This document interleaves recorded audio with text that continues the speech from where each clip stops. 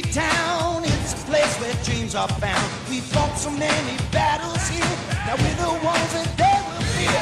The cup resides within our town, we won't stop, no letting down. The cup is ours, for all to drink. It's our time, let's rock this ring. What is up, everyone? Welcome back to another episode of Hockey Town Rundown. You are here with us, your beautiful hosts, once again, Carlo and Zach. Carlo, happy St. Patrick's Day, friend. Glad to see I'm not St. Patrick's Day, man. Glad to see I'm not the only one not wearing green. I was earlier, but obviously I had to change because of our sick new logo on these beautiful hoodies, which we are in the works of getting more. Whether that's a hoodie, long sleeve tee, shirts in general. Yeah, we're working on those. If you guys are interested, let us know. We'll see what we can do to get you one. But Carlo, how's your weekend going so far? You got any plans to get bombed today? Yeah, you know what? I don't know about bombed, but there will be some liquid going down the hatch for sure. There we go. And just some good old cooking, some barbecuing, and some good old family fun. So looking forward to that this afternoon for sure. How about you, man? How you doing over there? I'm doing pretty good. It's snowing currently, randomly, like I mentioned earlier before we started recording. That's not good. Honestly, a pretty good weekend. Did a lot of cleaning, did some cleaning today as well. Took the dogs to the park. Same old stuff, just a different day. But yeah, no, thanks for joining us on this brand new episode of Hockey Town Rundown. Once again, if you guys don't mind, why don't you go ahead and hit that subscribe button if you are new, or if you haven't done so already. If you like what you're hearing and seeing, hit the thumbs up button. That really does help us out. And if you're listening or watching on Spotify, go ahead and hit that follow button and then rate us the 5 stars. It really does help us out more than you know. And so with that, Carlo, the rundown. The Red Wings continued their losing streak, making it 7 games in a row, losing to the Buffalo Sabres 7-3, losing to the Arizona Coyotes 2-1. But then, Carlo, last night, Saturday, today is Sunday, by the way, we are recording at 11:30 a.m., the Red Wings actually decided to win. So the curse of the patch is over. We can let it go, right? Done. We never have to talk about it again. I'm sick and tired of seeing it, hearing it. Done. Oh, man. People online have just been brutal about it. I mean, memes galore everywhere on Red Wings Twitter. I get it. But I'm finally happy that it's over with. You know, we can let it go, move on. And Carlo, I don't know what was going on with this team.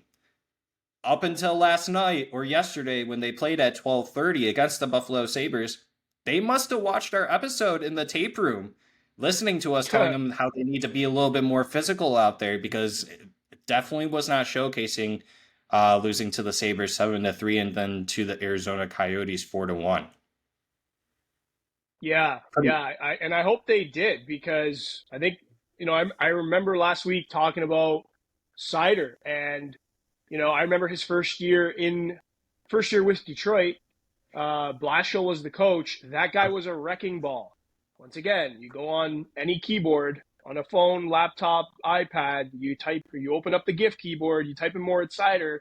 Those hits are all from his first year, banging people around. And then it just seemed like, a new coaching staff comes in and he starts taking this way lighter approach. But I mean, last night, I don't know if they just threw that out the window, because he looked like he was playing with some big bite, and it's nice to see. And please continue to do that, boys, if you're listening, or if you're watching, or if you spend a few minutes checking things out online. Please do that, because every other team in the league is doing that. Your Florida Panthers, your Tampa Bay Lightning, these big dogs that are out there are smashing people, and we need to do that. Now, of course, disclaimer, I hope nobody gets hurt during the process, but you need to start playing with that chip on your shoulder and creating that identity, because look what happens when you do. Yeah, and I don't know if it's because almost half of this roster has not had the playoff experience, or at least been in this particular situation this late into the season where they just maybe don't know. But obviously you got people like Patrick Kane, David Perron, all these other veterans, Ben Sherrod, if you want to name him.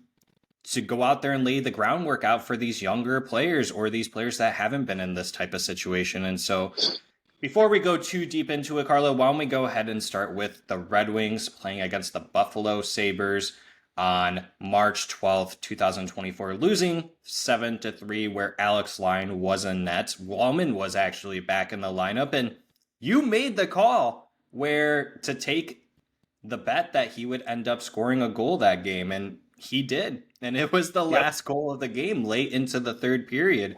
But kind of going over that game, there's really not too much. The Red Wings did the same exact thing as they did in previous 5 games before this one, where they're just laying eggs out there and getting scored 5 times on within 16 minutes. One was called back, but by that time it was already 4-1 after the first period. Then you go into the second period, they scored 2 more. 3 more, actually, my mistake in there. With the Yep. Red Wings getting goals from OT Benny, the overnight assassin, Lucas Raymond getting an assist, Jonathan Berggren getting an assist, then Lucas Raymond getting a goal, Fabry an assist, Patrick Kane an assist. Glad to see Patrick Kane's getting in there. And then, like we mentioned, Jake Wallman getting a goal after being a healthy scratch the game before. So, Carlo, why don't you go ahead and break down what you noticed in this game other than just them laying an egg like they did in the previous 5.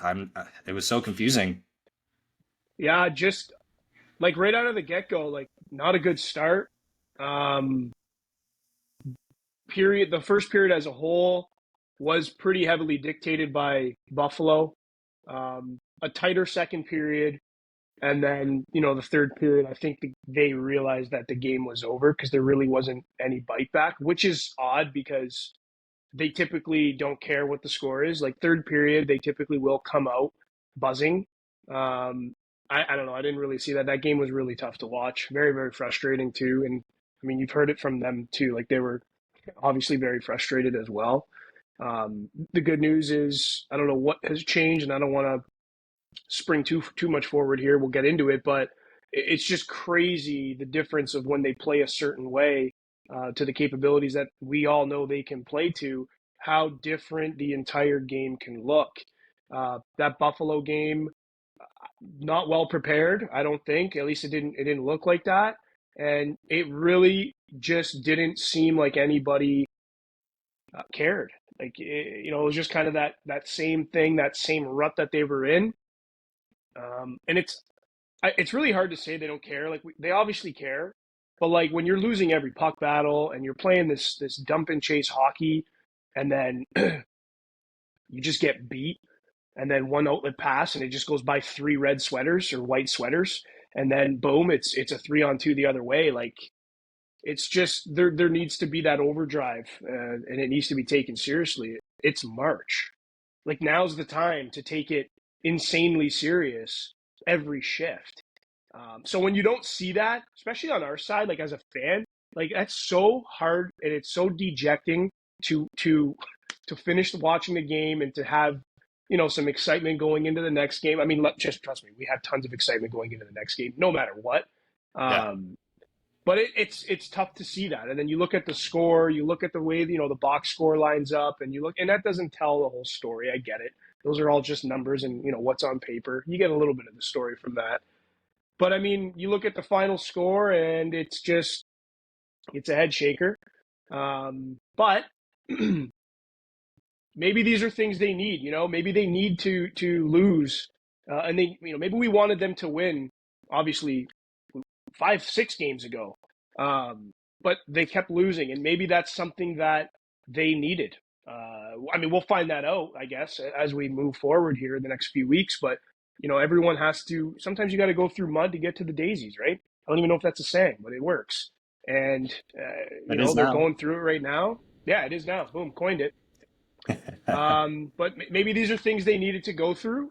Obviously, we saw what a good, well constructed and well prepared for game could do for them. We saw that last night, or yesterday afternoon rather. So I don't know, Zach. I mean, I'd like to move on from this game because I'm kind of pumped up from yesterday, but I know we Yeah. gotta kind of knock on it all. But I mean, hey, it is what it is. Not much to say. Let's hope that this is behind them, and we're we're kind of off to the races. Let's hope. No, I'm right there with you. I don't think too many of us that are watching and listening to this want to reminisce on the losses. One thing that I did want to cover is that the defense. I mean, okay, I shouldn't start with the defense. The team as a whole came out looking like they were just puddles of mud, right? Like they looked like that they were playing in a back, like the third game in a row in 3 days, right? It just looked Yeah. that bad to start the game. I mean, the Buffalo just overly dominated us. I mean, you look at Ben Sherrod and then Jeff Petrie, they're both -4. Like you said, numbers are just numbers on the box score. Take it with a grain of salt. But the numbers on the box score, to me, definitely reflected on how this team looked out on the ice when you did watch them. It was just really bad effort. And you go into the next game to the Arizona Coyotes, and Malone ended up doing some line juggling. It is what it is. You got to try and get the boys amped up, try to do whatever you can to get them rolling. That clearly did not work, because then you're going in there and you're losing 4-1 to an Arizona Coyotes team that pretty much just beat the hell out of you the last time that you played them the week prior.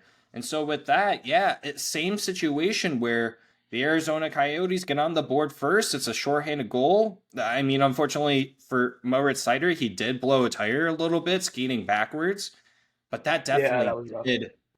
That really put the team into a position where they just deflated themselves almost. It was like whenever this happens to them and they don't, it feels like that they never score the goal first, right? And they're always trying to play this catch up game.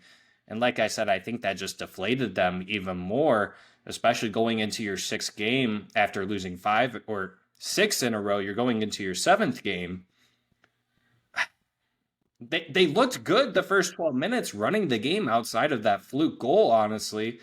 Yeah. Lucas Raymond was able to time, but then from there, Arizona just turned it on and they were able to get 3 unanswered goals.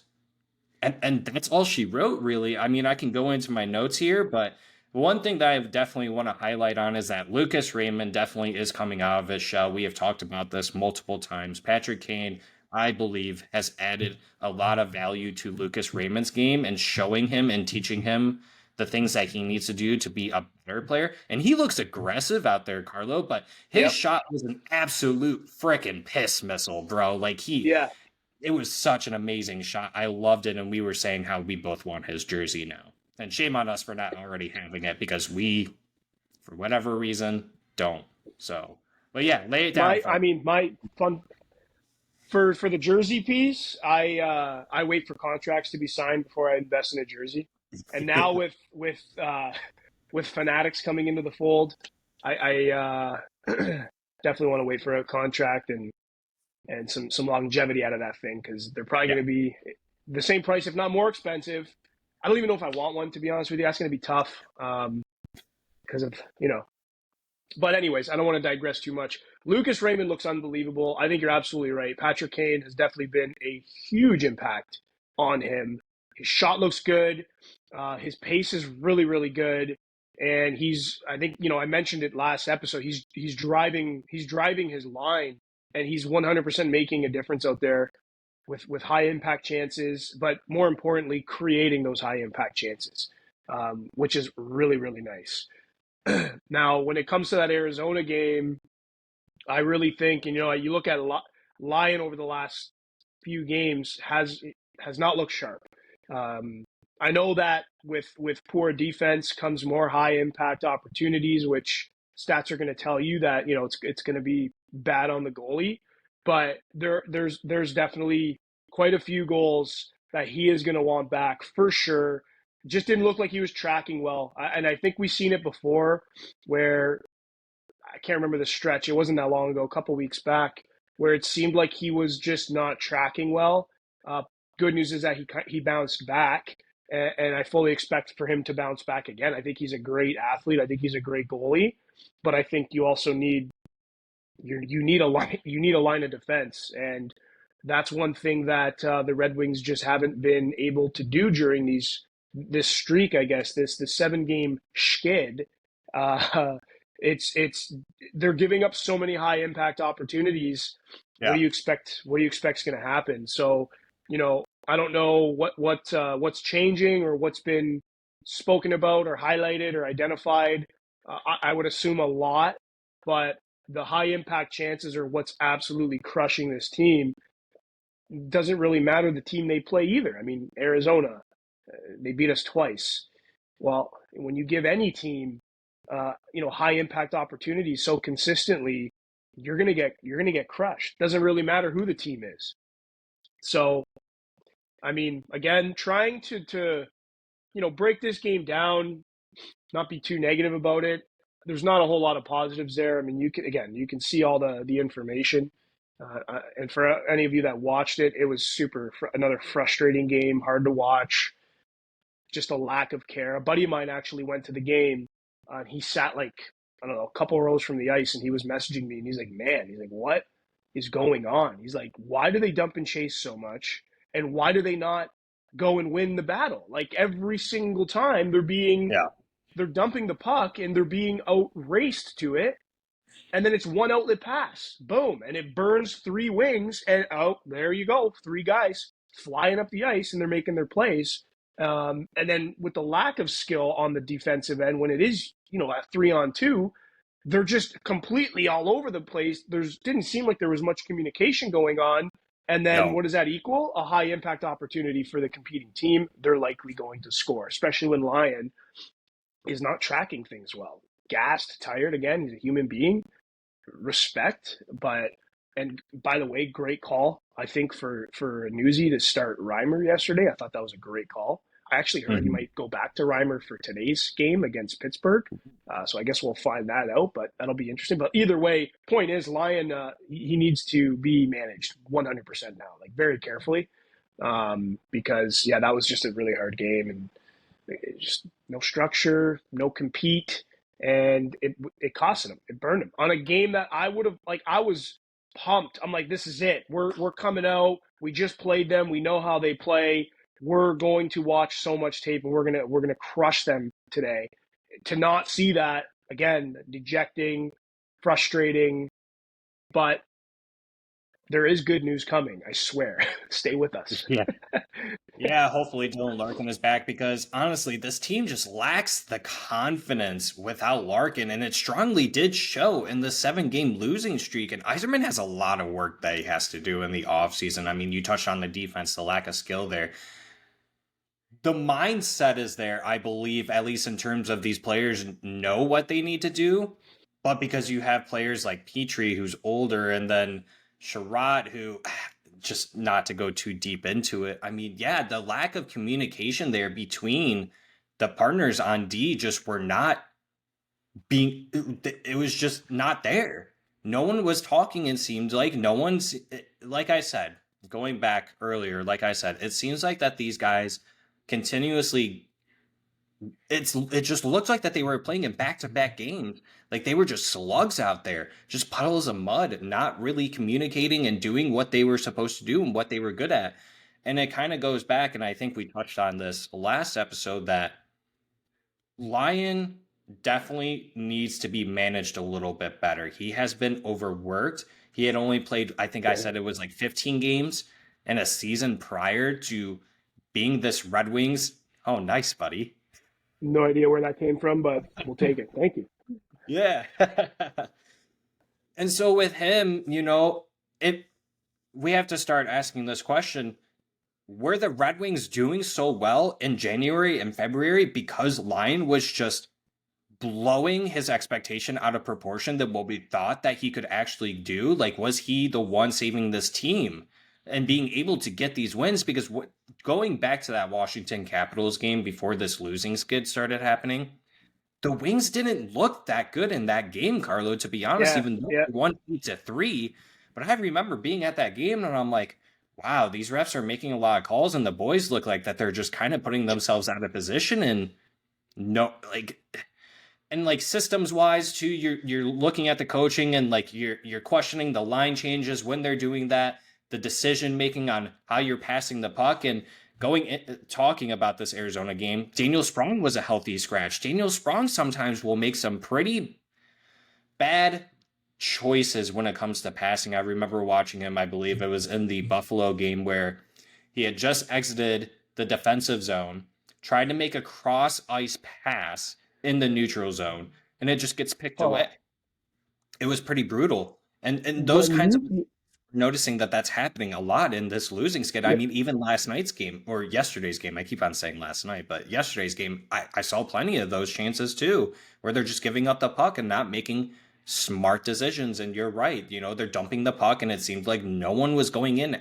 to rush it and force the battle along the boards. So it's been a brutal stretch for sure, but go on. I was just gonna say, like you mentioned Sprong. By the way, I mean he was what is he a minus? Was he a -3 in 3 minutes, under 3 minutes, or a -4 in under 3 minutes in that Buffalo game? I can't remember. It was terrible. It was Yeah, absolutely terrible. And to your point, when you're making east to west passes in the neutral zone, number one, you shouldn't do that, and you really shouldn't do that when you are not skilled enough to do it. And that's not a slight on Sprong. That's a slight on like just the entire structure of this team. They are a north-south team. And to hmm, go and try to play east to west just tells me, you're trying to do a little too much. You're yeah, trying to be too cute, and it's you're costing you severely. I mean, and then hence the score, like 7-3. I mean, Buffalo's not really a team you wanna. They're fast. You don't really want to give up a puck in a neutral zone to a team like that. Any quick team is going to eat you alive, yeah, and it happened. Like we got destroyed. But I mean, you also mentioned the stretch of January, February. We were playing really good. Was Lyon, was he exceeding expectations? Maybe, but keep in mind we were also playing a five-man defensive, very structured type of unit. I think we were hitting more. I know we were blocking more. I don't know what changed. There's just been such this crazy swing between January and then by the tail end of February into where we are today. The swing to me is I can't explain it. Um, like it's just very strange. But yeah, I think they need to. Hopefully, this is part of what they've done. But they need to go and watch back the tape against teams they played in January, February. It's like, guys, look what we were doing, right? Identify what you were doing, and then identify what you haven't been doing, and then go out there and figure it out. Communication's huge. There needs to be more of that. I think I heard through the broadcast Veleno yelling at Petrie because he was out of position. And that was the only communication I heard. Like he was yelling because I don't know what Petrie was doing. He was up and Veleno was telling him like D back there, like go, go, go, yeah. pointing to behind the net. And that was really the only communication I got. And I'm like, that's not a good sign. Like you're communicating that your No. defenseman is out of position. Like this is brutal. But Yeah, you brought yeah, up how Daniel Strong was a -3 at one point in that game. He did finish with a yeah, -4 in that Buffalo Sabres game and yeah, only okay, playing under 8 minutes too. So he definitely was in the doghouse for that one. I mean, yeah. rightfully so. And it sounds like, or it doesn't even sound like this is what's happening. Lalone is sending a message to these players that let's just give you a reset. This isn't to put you into the doghouse, even though that's exactly what it is. You had a horrible game. Let's let you take a break, come back playing better in the next game. And they did. They won. They ended up winning 4-1, where Sprong actually did get a goal too. So you called that once again, pretty much, Carlo. So congratulations on doing that. You've been nailing them, buddy. But talking, you put down here, I believe this was you. You put down the defensive stat lines against the Arizona Coyotes, where Mata 13 minutes, 2 blocks, 1 hit. Sherratt 20 minutes, no blocks, no hits. Ghost 19 minutes, no blocks, no hits. Cider 20 minutes, 2 blocks, 2 hits. Wallman 20 minutes, 3 blocks, no hits. Where are the hits? Where Boom. is it? Coming back to what we said last time, right? Or last episode. It, they need to start understanding that this stretch right now, you're in playoff hockey mode now, and you have to be prepared for these other teams. And I like how you mentioned, this is a north-south team, because going back to that Buffalo Sabres game and even talking about the game yesterday, they are very much, you saw it in the neutral zone. They were going east to west a lot in that neutral zone and doing some backhanded passes, passing it across the ice like that. They are very smooth entering the O zone, in our defensive zone. So I have much appreciation for Buffalo Sabres. Honestly, I think that they have a really good team, and I'm surprised it wasn't much closer, like how we lost 7-3. I'll admit it. I was someone who said Buffalo's going to win 3-2, and you called it that the Red Wings would win 4-1, thanks to obviously the whole team and Carlo. Yeah, let's kind of Yep. jump into that real quick, right? And so the Red Wings did beat the Buffalo Sabres 4-1, 12:30 p.m. game at Little Caesars Arena. However, same old song and dance where Wings fans were definitely nervous because Tage Thompson opens up the scoring pretty much 10 minutes into the game onto the power play. And at first I was like, Reimer, why did you let that go in 5-hole? Because that's exactly how it went in. But then you look at the replay once they went into the TV timeout that he was interfered with and that his glove was hit. And so I'm surprised that the refs didn't catch that. But, you're allowed to have those types of goals, right? It is what it is.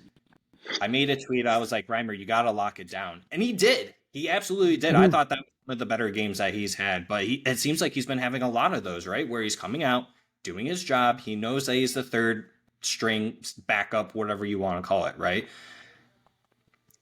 It's just magnificent how this team finally came along together to collect a win and get a really much needed 2 points and get themselves back into the second wild card spot. And the race is super tight, Carlo. And talking about this Oh, game a little bit more, yeah, you have Patrick Kane getting the first star because he got essentially the game-winning goal, right? And then Christian Fischer with an amazing goal, dude. Just on his yeah. knee, his stomach, whatever you want to call it, coming from behind the net. He didn't really get tripped a little bit, but he kind of just fell a little bit, and he admitted to that. He's like, "Yeah, it was just bad skating," And then Daniel That was Sprong, hilarious.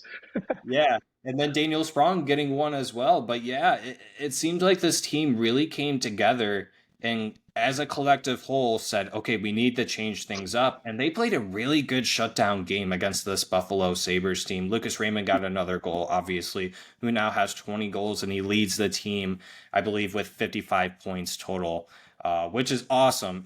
And I did not have that on my bingo card that he would be the one leading this team in points before the season started. So I'm really glad to see that he's finally coming out of his shell. But one thing that I really liked seeing out there, Carlo, is that Perron was showcasing, his veteran presence and his leadership, kind of drawing at the refs about how they missed, and it kind of gave me flashbacks to the Florida Panthers game where it seemed like it was blamed that they missed too many men on the ice. I mean, there were 6 men on that ice for a hot 5 seconds. I don't know how you missed that, and then Perron at one point, I believe it was in the second period, he gets cross-checked right in front of the ref and there was no call. There were definitely some missed calls in this game, but the Red Wings did not let that bother them and they still ended up winning 4-1, which was awesome. But go ahead and give Yeah, us your that's break huge.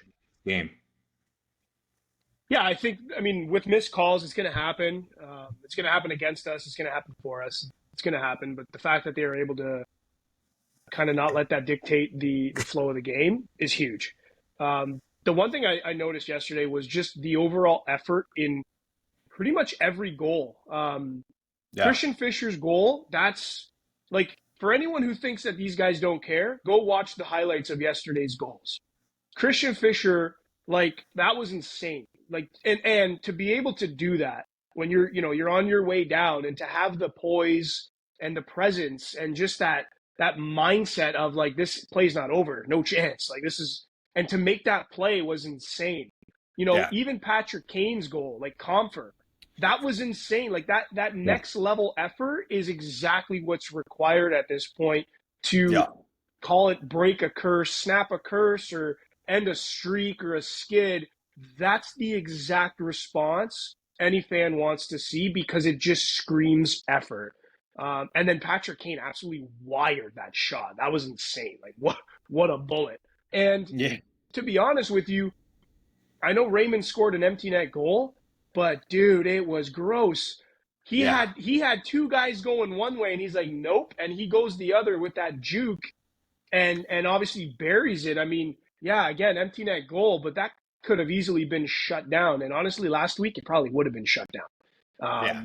But no, Raymond, and again, just another huge shout out to Lucas Raymond because he's playing out of his mind right now. Just the skill, it's just unbelievable. And that was probably one of the nicer empty net goals I've seen all season because I honestly thought he was going to get shut down. I'm not going to lie. I'm like, it's not going in. And Yeah, as soon as he made that juke, I was like, I've never been that excited for an empty net goal. I was like, oh my God, this is amazing. But no, that was a hell of a response. That was a really, really good response by the guys. Um, it sucks that they didn't convert on the power play. But I don't want to. It doesn't really matter because they won the game. They played the game well, and it was pretty balanced in like the lower stat columns, like your hits, your block shots. It was pretty much even keel there for both teams. I think Detroit's been doing very well on the faceoffs, and I do want to give Andrew Kopp some credit for that because he has been he's been phenomenal on the great. dot. Yeah, Yeah, I he, know, he I know, I he had know. still a Andrew lot of Kopp has a time. thing, but yeah, he's been doing really well on the faceoff. So I do want to give him some kudos for that, for sure. Because I mean, you can see it. Like he's winning a lot of faceoffs. But yeah, so I don't know, man. That was just exactly the response you'd want to see out of a team that's fragile. You want to see that type of response. You want to see that extra effort being made. You want to see the relentlessness out of everybody, which I think we absolutely did. And you brought up obviously Perron having a good vocal game with leadership and whatnot. It's like, yeah, I mean that's kind of what you're here to do with or without Larkin. That's the one thing we need to really preface. Like it's doesn't matter if Larkin's in the lineup or not. You need to speak up when things are going, whether that be internally or to your point with the refs and stuff like that. You need that. You absolutely need that, especially more when Larkin's out. So glad that we saw that. Again, I'm really happy with the response from the team. Really excited for today's game because I think today is going to be another one of those. I think today's going to be kind of a statement game, really, where it's like we won and then exclamation point would be the win today. You know what I mean? So we'll see what happens there. Really excited for today's game to really see how they come out and how they play. How prepared are they and whatnot? But yeah, those are kind of my thoughts on that game. I'm really obviously happy for them, and I'm just glad to see the care because that's something that I was like, yo, what is happening? And this is something that we forgot to bring up, right? So I believe it was after the Buffalo Sabres game where the video surfaced at Red Wings practice where Ben Sherratt and Lucas Raymond kind of got into a little physical altercation, if that's really what you want to call it. It seemed like Ben Sherratt really didn't care, but you could tell Lucas Raymond on his face that he was not wanting to give any Fs, like he was like, Oh I'm no. ready to you, I'm ready to punch you. And he did, he swung Yep. at him.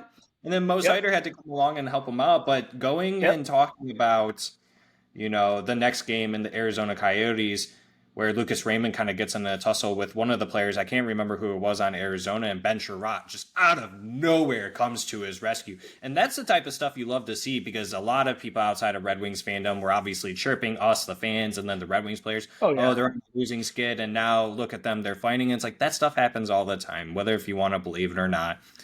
You just might not see it, right? And so just that one instance probably wasn't a good idea to be posting it on social media because of all the backlash that we got, at least us as fans, opposing fans. However, I think that gave them the energy and the mindset to be like, hey, we got to stop fighting with each other and we got to start picking on the opposing team that we're going up against.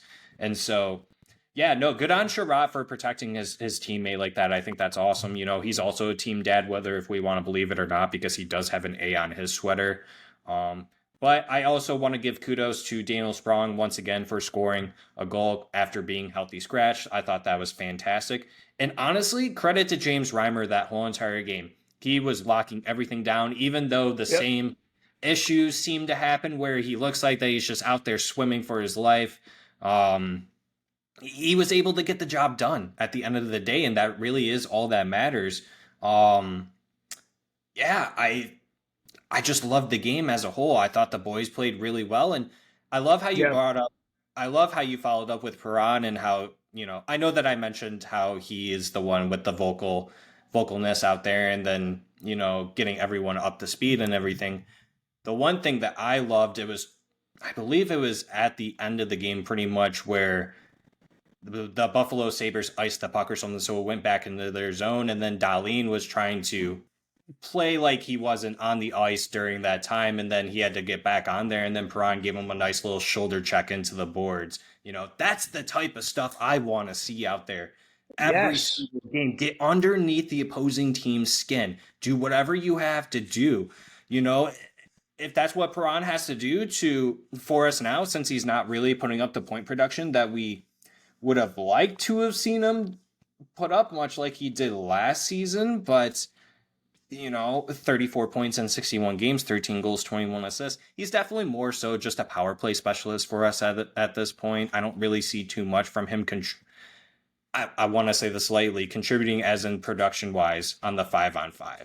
He's definitely noticeable out there during 5-on-5, but the point production is not there. It's definitely more so on the power play. But yeah, kudos to him, to the whole team as a whole. You look like you got something to say there. I was just gonna say about Perron, like I still don't think there's a better. Well, I shouldn't say that. I mean, he's one of the best puck protectors in the league. I mean, Yeah, I'm not gonna put him at the best, but we obviously know, the McDavids, the McKinnons, those guys are freaks, absolute freaks. But Perron is up there, and he does protect that puck very, very well. Is he contributing on the score sheet? No, maybe not. But I do think that he is starting to. Well, I think when the Red Wings signed him, I imagine it was to be very much be a role player. You're wearing a letter. Everyone knows you're vocal. Now maybe he was just vocal off the ice. You know what I mean? We're never going to know. Again, fly on the wall, right? But to see him start to step up on the ice vocally is exactly what you want to see, because this team has been very soft. You can use the word fragile, sure. Listen, they have been soft, very, yeah, very soft, whether it be in the hit column, whether it be in the score sheet. It's just the responses, everything about this team has been soft. So if the one observation that we're pulling from yesterday's game is that they're playing with more bite, with a little more purpose, a little more pride, and they're starting to get under people's skin and use their words as opposed to just using their hands like every other team does, then so be it. That's what we got to do, because that's what every other team is doing, man. Like, look at Florida. Like, I'm pretty sure when we played Florida, they scored, and then Kachuk like cross-checked Sherrod after the goal. Like, no penalty came out of it. I can't remember if a penalty came out of it. I know there was maybe a bit of a scrum, but I don't think a call came out of it. But like, be annoying. yeah, Get them mad, rattle them, because it's going to pay off in the long run. And lastly, I will say, and this is funny because last week we talked about Reimer and how he's a swimmer, and the puck's under him or it's somewhere in his equipment, and he's like doing that Russian ab workout. Yesterday, I think that happened at the end of the game, and he froze, and I was like, "Thank God!" I was like, "Thank you, James. Just relax. Just sit down, lay down, stay a while. We'll take care of it. No, yeah, nothing crossed the line. Don't move. Just yeah. relax." It was great. Reimer, yeah. Overall, Reimer played a fantastic game. I loved the way he played, and Yeah, it almost yeah, was 3-2 at one point, but because Reimer already had the puck with his glove covering it, and then the Buffalo Sabre poking it in, the refs yeah. they were good on that, and they waved that no goal instantaneously, which was awesome. But Carla, Yes, going into yes. the defense stat line versus the Buffalo Sabres here, you got Oli Mata playing 14 minutes, 1 blocks, no hit. Sherratt 18 and a half minutes, 1 block, 3 hits. Glad to see that number is rising up. Ghost 15 and a half minutes. Kind of surprised that that's pretty low. 0 blocks, 1 hit. Petrie 19 minutes. Okay. 2 blocks, 2 hits, so that's good. We're glad to see that he's actually making some blocks and making some hits out there. He actually looks like he had a decent game yesterday. Seider, 27 minutes, 2 blocks, 7 hits. That boy out there, dude, he was roaring thunder. Like, he was just not putting up with anyone's crap, right? And he started jawing Tage Thompson too towards the end of the Yeah, game a little bit. I would love to know what he said to him. And then you got Jake Wallman, 23 and a half minutes, 3 blocks, 2 hits. As a whole, yeah, 15 hits, 9 block shots from the defense. And then overall for the team, the Red Wings had 30 hits and 13 block shots. That's, I thought that was fantastic. I mean, the total shots on net were equal. The Red Wings definitely need to figure out what's going on with the power play, because I don't like Fabry on the bumper. I know it's because Luca or Jesus, Dylan Larkin isn't out there. Yeah, that's yeah. They need to figure something out here, and I don't know exactly what it is, but if you need to put, and I get it. I would almost want to put Patrick Kane there, but I get it that you I was want just Patrick, thinking that. because he is so good facilitating the puck to people, but I His get it why hands, man. Yeah. it is the hands, but I get why you have him, over to the side right there to be able to dish the puck between the bumper and then to the person on the blue line, right? Whoever it is that's quarterbacking back there, whether that's Sider or Wallman, whoever it is that's back there, Ghost Bear. Um, that's my only negative thing, I guess I would say, is that the power play just does not really look that good whatsoever. And it didn't look good in this game. You had two opportunities, they didn't convert. When you were playing against Arizona, they had four opportunities, they converted once. And then against the Buffalo Sabres, the first game, 3-7, I don't believe that they had four opportunities, and even I lied. They had four opportunities and they converted one. So in three games, two power play goals, and you've had 10 opportunities. That's not good whatsoever. Hopefully things change up a little bit. We're still waiting to hear back when Dylan Larkin could be ready. We were hoping it was going to be this weekend for the Pittsburgh Penguins game tonight at 6 p.m. in Pittsburgh. Unfortunately, he's not going to be there, but yeah, Carlo, do you want to touch on anything else before we move on? Yeah, I mean, sure. The only thing is, I was just going to continue on with Larkin. You know, Larkin being missed is huge for the power play. That's a fact. The coach always talks about how Larkin in the lineup just allows for things to be slotted better, which is 100% true. But even more so on the power play, that's when it's really like in scope with a flashlight. But I've been kind of wondering, back to the conversation about putting Kane in the bumper, just because he can facilitate those plays and his hands are insane. But what if you had, and maybe this is a terrible idea, but what if you had like ADB, so Alex DeBrincat on the wing, Patrick Kane in the bumper, and Sprong where Kane would be, because they both have absolute bombs. Again, I don't know if that's a great idea or not, because I feel like he's not a big guy, so he's probably easy to get off the puck if the pass to him is not perfect, which we're not making perfect passes right now. So maybe that's the reason we're not seeing that. But I would love to know what that would look like when they start rolling again, because that could be something. That could be really something. But then again, Larkin's going to be coming back. I don't know if he's coming back Tuesday. If he's not coming back Tuesday, it's looking like Thursday against the Islanders, and that is going to be a massive game. Holy jumpins, as Mickey Redmond would say, that is going to be a massive game. Wowzers. Yeah, But no, yeah, that's it quick really top is. up on that stuff. Yeah, no, for sure. And I guess we can kind of continue on this conversation. We got some time still, and so yeah, you make a good point. Kane being on the bumper and then having to get in front of the net, where he's probably going to get pushed and shoved a lot or cross checks, Oh whatever yeah. it's going to be.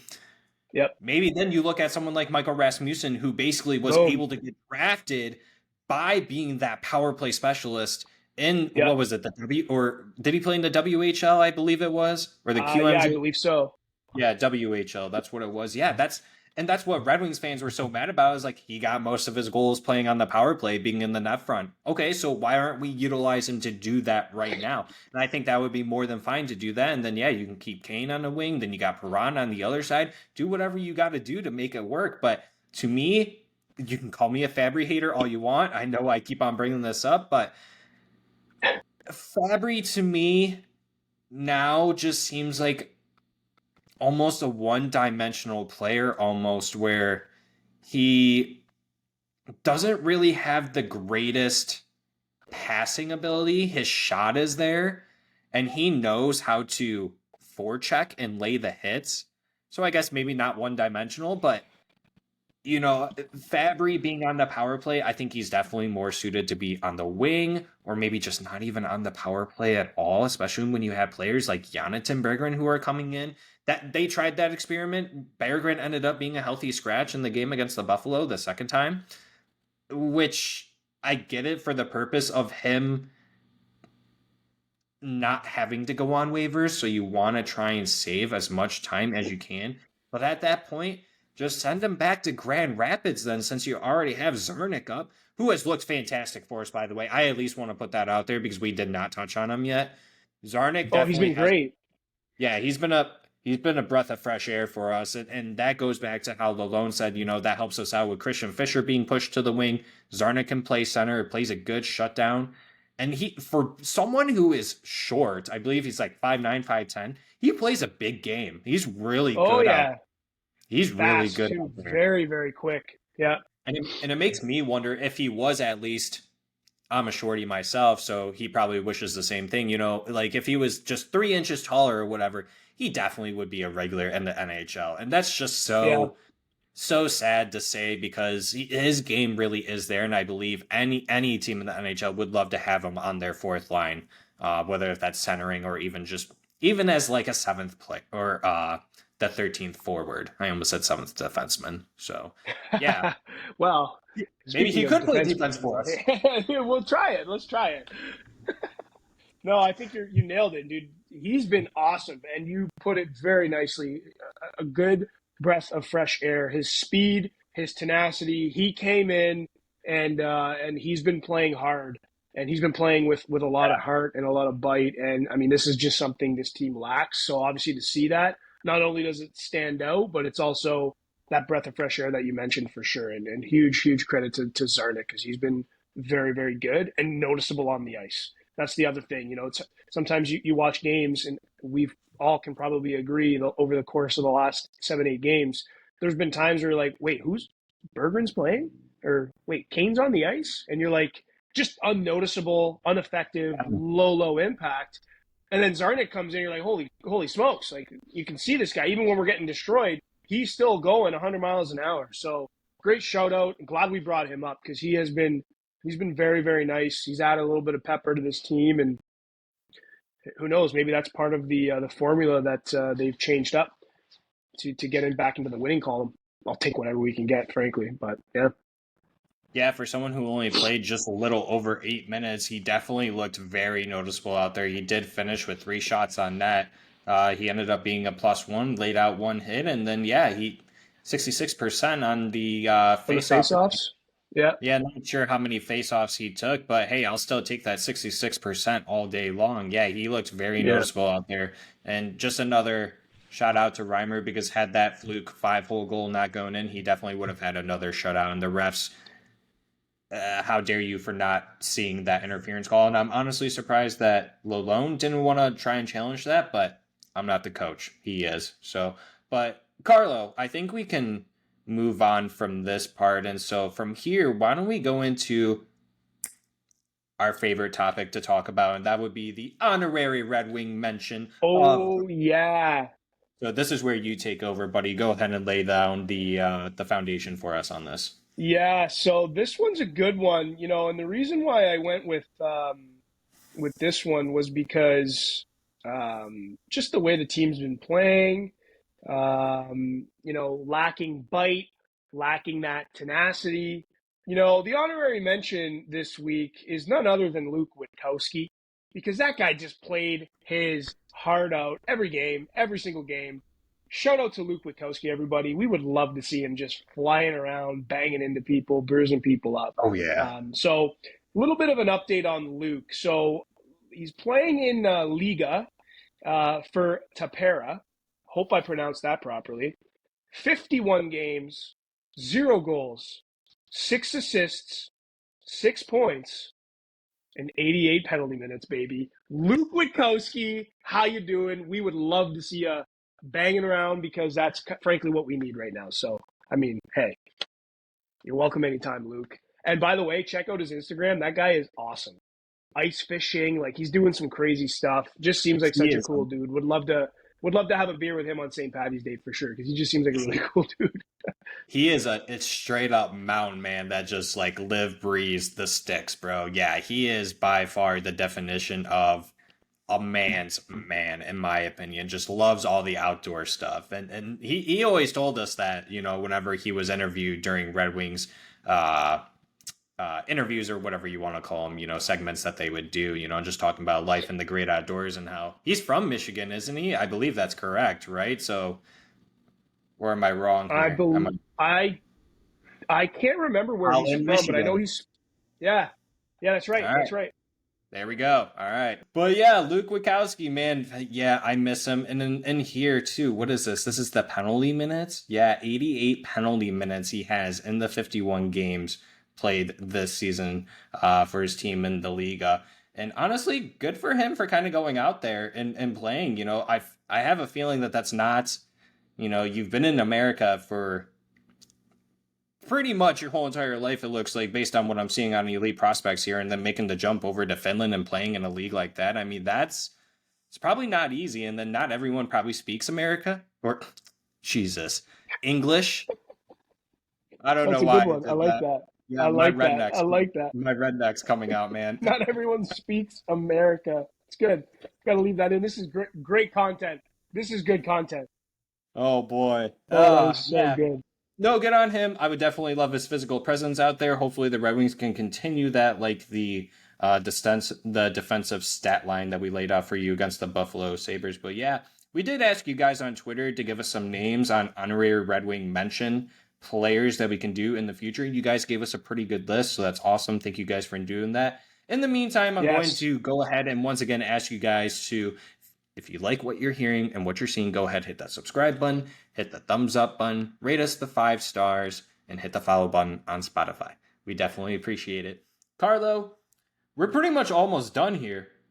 Pretty quick episode, but let's go into the Around the League news. Carlo, I don't know if you knew this, but when you go into overtime and if you pull your goalie and if you get scored on, you don't get your 1 point. Man, I saw Friedman post that and I had no idea. I'm like, oh my goodness, that is actually great to know, but also crazy. That But is I guess crazy. it makes sense. But then, then you look, it's just crazy to me how it's like that makes sense. I can understand the fairness behind that. And then you look at Vegas Golden Knights cap space situation. I mean, it's just like the inconsistencies are pretty wild, but I digress. Very cool fun fact there. Yeah, I believe that was the game where it was the Minnesota Wild against the Nashville Predators, I believe. I didn't put down the team name that they did this against. But yeah, the Minnesota Wild ended up pulling Andre Fleury, I believe, who was in net in overtime to Yep. score the game winner. And then if they had been scored on, they would have lost the 1 point. And you gotta have big balls to do that shit, bro. Like that You're gonna is have Sergei Fedorov sized balls because that is yeah. 100% pulling the Fedorov for sure. No, I thought that was just such a risky call that like I could never see Lalone doing something like that. I mean, like, yeah, is he pulling the goalie like when you're down 3 goals or 2 goals? Yeah, sure, whatever. But that's not the same as, trying to get the full 2 points just by pulling the goalie. I don't know what possessed their coach to come up with a decision like that, but it worked. Is he gonna do it again? Probably not. I bet you he was shitting his bridges when he Oh man, made that call. He had yeah, to watch that's a after the risky game. move. It really was. And Oh, imagine being the other team. They're like, bro, if we would have just gotten the puck and then just shot it in, we would have gotten the 2 points and they would have gotten none because it's a tight playoff race kind of over there too. In yeah. La La Land, as I like to call it in the Western Conference. Um, let's see here. Yeah, the Wild, they're just three points back from a wild card spot right behind the Vegas Golden Knights. Granted, they do have 2 more games played than they do, but you look at the Nashville Predators too. I mean, they have 82 points, 8 points back. It's anyone's game, especially when you have 14 games left to go in the season. So, Oh yeah, there's still tons of hockey left, man. Tons. same case goes for the Red Wings. For those of you that might still be nervous, there's plenty of hockey left to be played, where the Red Wings still do have 15 games left to go. Like we mentioned, they do play against the Pittsburgh Penguins tonight at 6 p.m. By the time this airs, that game will already be underway or it will be done. So, but yeah, Carlo, up next, let's see here. New York Rangers, Matt Rempe, the Rempe, what was his nickname? The Rempire The State Building? Empire State Building, yeah, which There is we go. phenomenal. I think it's great. Yeah, he gets a 4-game sussy for a high chicken wing hit on New Jersey defenseman player Jonas Siegenthaler. I believe that's Can't how do you that. pronounce it. No, Can't do that, Rempe. Nope. you can't. Nope. And he got a lot of flack from some players on the New Jersey Devils team.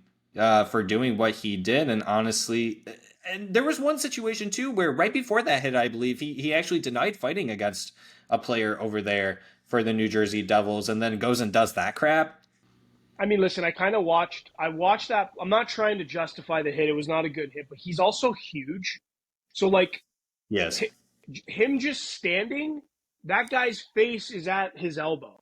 Now, he did lift his elbow up for sure. That's the part that you can't do, and you're going to get suspended for it. But, like, he's massive. Like, this is probably going to be a challenge for him in the games to come during the rest of his career, man, because he's just so massive. So he needs to be very careful when he goes in to lay a hit, because it's automatically going to look brutal unless he's hitting another 6 foot. What is he? 6'9", 6'7"? Well, I don't even know. Like, he's huge.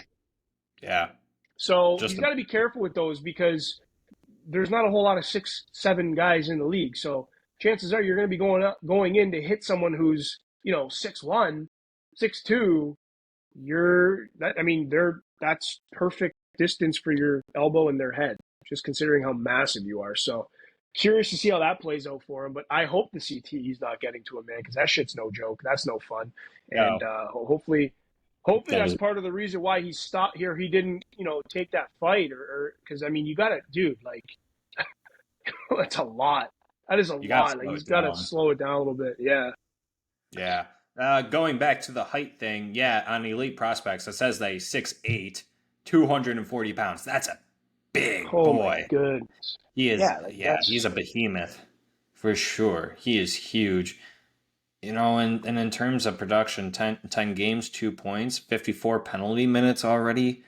Yeah, just slow it down a little bit. You kind of already have the reputation. I feel like I don't think that it's necessary to go out there. Obviously, go out there and lay the hits. That's probably why they have you in their lineup. But Oh yeah, set the when you see tone. yeah, when you see numbers or you see someone's face and they're obviously 10 inches shorter than you, just do a Cronwell hit. Do something like that. Do a hip check. Do something. Don't just go in with your arm and try to make it a body hit. But it's tough too to make a body hit when you are the Well, that's size why that's what difference I'm saying. Like, here. you got to be very creative, and that's got to be a skill set in and of itself. Because, man, when you're that big, things are just naturally awkward. But now put skates on and put a layer of ice underneath you. Like, good lord, Big boy, big boy. huge. Another news, Carlo, to finish it out. The PWHL comes to Detroit Yes. being at the Little Caesars Arena, where it was Boston versus Ottawa, and they break the attendance record, which included 13,736 total people. Just absolutely fantastic, honestly. Absolutely. Good on the women. Good on people from Detroit showing up. Good on people from Boston and Ottawa showing up if they did show up. I think that this should be somewhat of a showcase that if you wanted to expand the league, which they more than likely will, that you definitely can facilitate a team here in Detroit for the professional Oh women's yeah. hockey. Would love to see that. Would absolutely love to see that. That'd be great. I'm going to put you on the spot right here. If Detroit did get a PWHL team, once they Ooh, start figuring out names for all these teams, what would you call their team? damn. Um, Tough, right? Yeah. Put you on the spot. yeah. I mean, I it would help if like other teams had names, so I could at least like have a reference point. But that's not the case. So I don't know, man. I mean, Detroit is such a unique place because of what's come from it, what it's all about. I feel like it would have to be something around just that blue collar, gritty Motor City type of thing. But I mean, at this point, is that a cliche? I mean, I don't know. Maybe it is. I really don't know. I have not a clue what that name would be, but I feel like considering it's Detroit, they would have to nail it. Um, that's for sure. What do you got? What's your ideas? Because I honestly I don't have one. I don't know. Neither do I, but I'm trying to spitball in my head a little bit, and I'm trying to think of something with like Motor City in it or something about like like grease workers or something. I don't know. Just trying to like maybe like something related to the Detroit Red Wings, something That's what I was relative. thinking too. Yeah. Well, if you can kind of do that, maybe they do something with the octopus. Actually, maybe Hey, that's the way too. I hey, think pretty possible. cool. Hey, let's go. Yeah, no, whatever name they come up with, if they ever do come up with names, I guess I'm all right with just utilizing the city as your team name. But eventually you got to kind of move away from that, I feel like, and just give yourselves an identity. I'm not sure how the women feel about it that do play in the league, but keep up the good work. Keep doing what you're doing because obviously it's working. I actually got to watch I did not watch this game, but I watched the game that was right on after the Detroit Red Wings game, and honestly, Oh those yeah. women are feisty out there, bro. They really are. Oh yeah. They're just like the men out there, and they're laying hits. They're giving each other like gloves to the face, the cages, everything. Maybe I shouldn't say that. I was going to say I kind of wish that they didn't wear the bird cages, but we don't want to wreck any beautiful faces out there. So I We got to completely protect the faces, man. Hey, a lot of gorgeous hockey players out there. Got to protect those faces. I'm for it. And it we allows are. them to play maybe with a little more confidence as well, in the sense of Yeah, like throwing those hits. You know what I mean? But huge shout out to the PWHL. Huge shout out to the city of Detroit for breaking the U.S. attendance record. That was awesome. And there's a ton of skill being showcased every single game. They're playing very, very well, and everyone, like all these teams, look really, really well put together, well structured, and again, very entertaining because the skill is 100% there. So, yeah, huge shout out. It's incredible, and I hope that it evolves enough where they do start getting that identity of having some names and getting a little creative with it, having some fun. But you got to start somewhere. I'm glad it started, so let's take that for what it is. And I'm very eager to see how this parlays into next year, the year after that, because it's just going to continue to grow. So, yeah, that's yeah. super exciting stuff there, man. It's going to be great. But man, you got me with that name. I have no idea what I would name that team. Not a clue. Jeez. Yeah, maybe once news arises that Detroit could be in the works for a PWHL team, we'll dedicate an episode to coming Yeah, up there with we go. clever. So Boom. look forward to that. But yeah, also I at least want to give kudos to some of the NHL and its players for participating in what the PWHL is doing. I think that that's great. That they're showing up the games, they're doing anything that they can to actually help them out with stuff. So kudos to those people that are stepping up and helping this league grow and become a Yes. name brand in everyone's household, whether that's in the United States, Canada, or overseas, wherever you are. But Carlo, that's it. Short episode this week, honestly, relatively speaking, right? So, but Yeah, I mean shorter than the last few for sure. yeah, not as much to talk about. Honestly, we don't want to dive too deep into losses because everyone, like we said, all of you have seen it. We don't want to reminisce on that, and you all know the problems pretty much, right? I mean, just lack of effort, but it definitely seems like that we're getting back up to speed with that, and hopefully with the Penguins playing last night too against the New York Rangers and losing, hopefully that kind of slows Pittsburgh down today as the boys go into their home arena, and the boys can get another 2 points because the standings are really really close. I mean, with 74 points, 63 or 67 games played, Tampa Bay's ahead of us by 4 points, beating the Florida Panthers last night. Washington winning last night against the Vancouver Canucks. They're 1 point behind us with one less game played than we have. New York Islanders, same situation, one less game, 73 points. Maybe you can say Buffalo can catch us because they are only 5 points behind us. It's nice that we won. They have one more game played than we do, but it's very, very close, Carlo. It's going to come down to the wire, much like how we talk about like last season with the Florida Panthers barely making it in. But Carlo, from here, I think we can jump into the final thoughts. I'll let you take it over, bud. Yeah, absolutely. Final thoughts for me are big game today, like I mentioned earlier. Definitely going to be that statement game coming off of that win yesterday. It's kind of recreating that and coming back out with that poise, that structure, and that effort. So really, really curious to see how today's game plays out. Today is actually Daniel Sprong's birthday. So Spronger, happy birthday, Oh, man. I hope you scored like 2 or 3 goals today. So little shout out to Spronger. And hopefully he has himself another really good game too. I have a feeling he's going to score. I got a feeling he's going to score. Um, but we'll see how that goes. Other than that, final thoughts. That's pretty much it, man. There's a lot of hockey left. You just talked about the standings and how tight they are. Honestly, it's anybody's. Anybody can get into that wild card too. At this point, I am not convinced that the only team I'm not convinced that can, or sorry, that I am convinced that can't get there would be the Ottawa Senators. That's not a dig. That's just the reality based off the points and everything like that. Although I kind of love that, but but yeah, I honestly think it's anybody's spot. So that's how important these games are to all of these teams.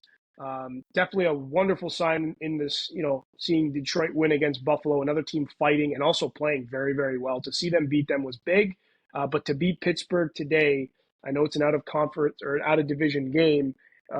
We need these points, and tonight is going to be very telling. And like I said, yesterday we won. Winning today puts the exclamation point on that statement and really makes that an impact and statement itself. So those are my final thoughts. Let's go Red Wings. Happy birthday, Spronger. It's anybody's race. We got to keep pushing. And that's a wrap for me, Zach. Turn it over to you. nice, bud. Yeah, Daniel Sprong, if you're watching this, you're doing great, sweetie. We appreciate you. Keep up the great work. Happy birthday, bud. But yeah, just kind of talking about, the Red Wings. Yeah, definitely a must-win game. Every game is a must-win game from here on out, right? I mean, Really is. it doesn't matter who you're going up against, right? You had to come out there and perform your best. Yeah, Red Wings got to win against a Pittsburgh team that has really kind of fallen off the wagon a little bit. I mean, it's kind of been like that pretty much the whole season.